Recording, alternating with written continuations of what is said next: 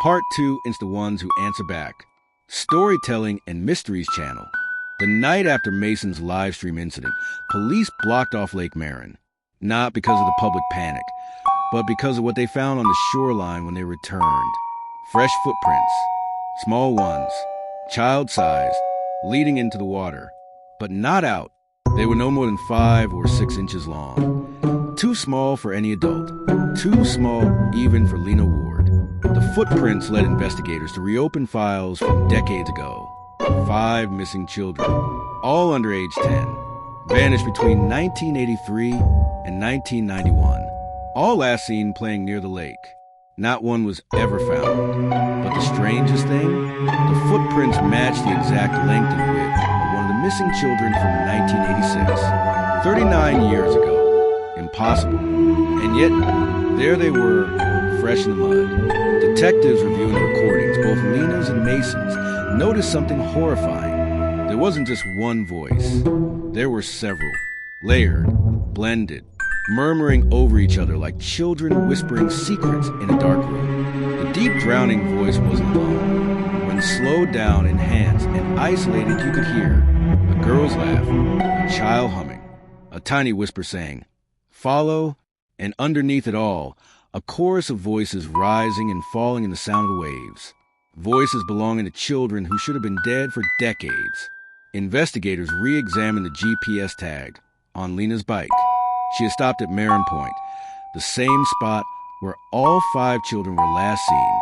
When drones scanned the lake, they found something right beneath the surface, about 4 meters down. A shape, a structure, circular, like a ring, under the water. Old, stone, an unmapped ruin sitting on the lake bed.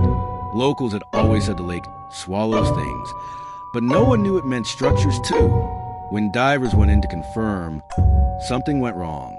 They resurfaced within 2 minutes, panicking, gasping, thrashing at their own oxygen gear. One diver claimed something grabbed his leg. Another swore that when he looked down, he saw faces under him, small ones, pale, eyes open, just beneath the surface like they were waiting for him to dip his head. The dive team refused to go back in. The lake was closed indefinitely. But the voices, they didn't stop. They got louder. A week after Part 1's audio spread across the internet, a second clip was leaked, confirmed to come from the police evidence database. It's only 9 seconds long. Water, breathing, and then, "Mom!" A little girl's voice. Soft, close, wet. Then another voice, older, overlapping it.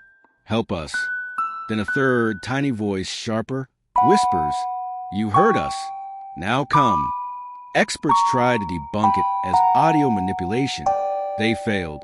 Viewers around the world claimed they heard something different, something personal. Some heard their own name whispered. Some heard crying. Some heard laughter. Psychologists suggested a mass auditory hallucination.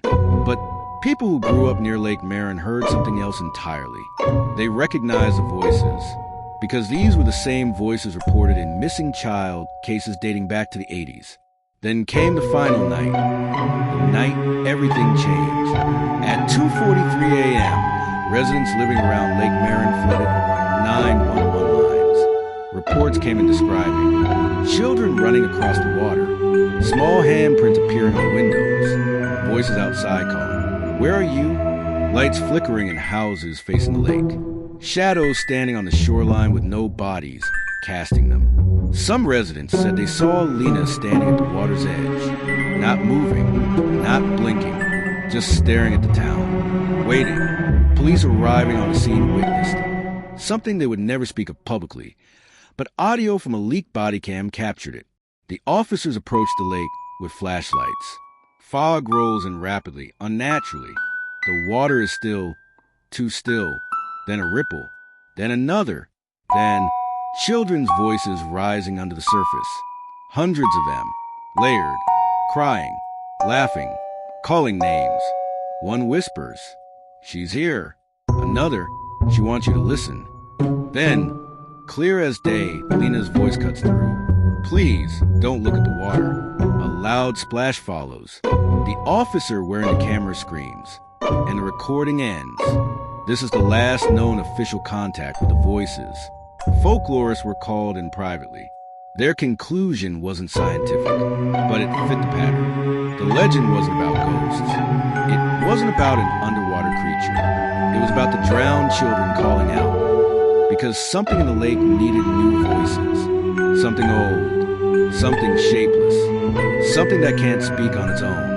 So it uses the lost. And once you hear it, it hears you back. The children aren't the threat. They're the warning. They whisper because they want help. But the other voice, the deep one, is the one that drags them down. And now Lena's voice has joined them, which means the lake has chosen a new caller. 2 nights before officials blocked all access permanently, someone left a note on the shoreline, placed perfectly beside the same recorder that once belonged to Lena, written in shaky handwriting. It's not the water that takes them. It's what waits under it. Under the note, someone etched a single phrase in the damp sand. We're not alone down here. The letters were small, child-sized. At 4 a.m., the last recording ever taken at Lake Marion was captured by an anonymous passerby. There is silence, then a faint splash, drops, steps, and then a voice whispers, "Tell them it's hungry." The water goes still, and